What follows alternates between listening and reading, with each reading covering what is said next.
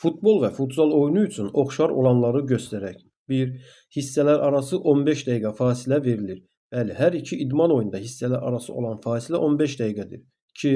Hər hissədə bir komanda bir taymat götürə bilər. Bilir ki, futsal idman oyununda hər bir hissədə bir komanda bir taymat götürə bilər.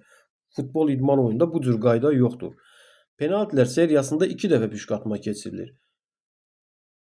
Bəli, hər iki idman oyunda penaltilər seriyasında 2 dəfə püşkatma keçirilir.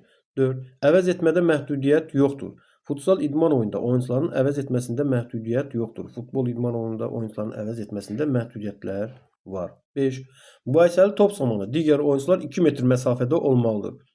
Futbol idman oyununda mübahisəli top zamanı digər oyuncular 4 metr məsafədə olmalıdır. Futsal idman oyununda mübahisəli top zamanı digər oyuncular 2 metr məsafədə olmalıdır.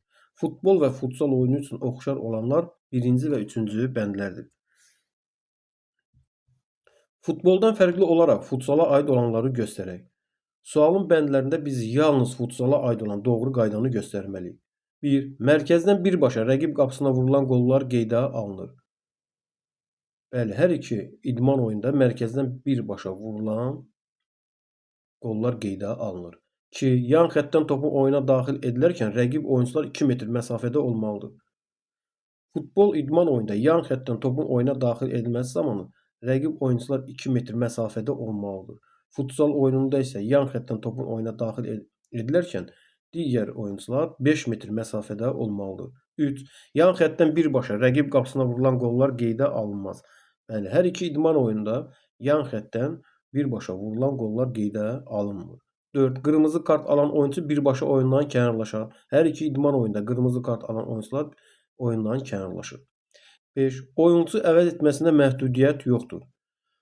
Bəli, futboldan fərqli olaraq yalnız futsala aid olan qayda 5-ci bənddir.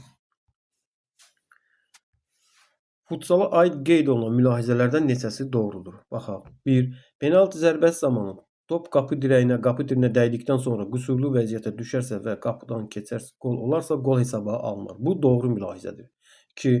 Penalti zərbəsini yerinə yetirən oyuncu aldadıcı manevr edərsə, zərbəni yerinə yetirən oyuncuya şifahi xəbərdarlıq edilər. Xeyr. Penalti zərbəsini yerinə yetirən oyuncu aldadıcı manevr edərsə, zərbəni yerinə yetirən oyuncuya rəsmi xəbərdarlıq edilir və sarı kart göstərilir. 3. Top oyuna mərkəzdən 4 saniyədən gec olmayaraq meydana daxil edilməlidir. Xeyr, topun oyuna mərkəzdən daxil edilməsinə görə 4 saniyə qaydası tətbiq edilmir. 4. Qapıçı topu özünə aid yarım sahədə ayağı ilə 4 saniyədən artıq saxlaya bilməz. Bu doğru mülahizədir.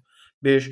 Qapıçı cərimə meydançasında topu ayağı ilə 4 saniyədən gec meydana daxil edə bilməz. Xeyr, qapıçı cərimə meydançasında topu ayağı ilə yox, əli ilə 4 saniyədən gec meydana daxil edə bilməz. Futsala aid qeyd olunan mülahizələrdən 1-ci və 4-cü bəndlər doğrudur. Futsal idman oyununda 4 saniyə qaydası tətbiq edilən vəziyyətlərə qısa aydınlıq gətirək. 4 saniyə qaydası hansı hallarda, hansı vəziyyətlərdə tətbiq edilir? Künc zərbəsi zamanı 4 saniyə qaydası tətbiq edilir. Topun yan xəttdən oyuna daxil edilməsi zamanı 4 saniyə qaydası tətbiq edilir. Topun qapıdan oyuna daxil edilməsi zamanı 4 saniyə qaydası tətbiq edilir. Cərimə və sərbəst zərbələr zamanı 4 saniyə qaydası tətbiq edilir. 10 metrlik cərimə zərbəsi zamanı 4 saniyə qaydası tətbiq edilir. Qapıçı topa meydanın özünə aid hissəsində nəzarət etdikdə 4 saniyə qaydası tətbiq edilir. 4 saniyə qaydası tətbiq edilməyən qaydalar bunlardır. 6 metrlik cərimə zərbəsi zamanı 4 saniyə qaydası tətbiq edilmir. Top mərkəzdən oyuna daxil edilərkən 4 saniyə qaydası tətbiq edilmir.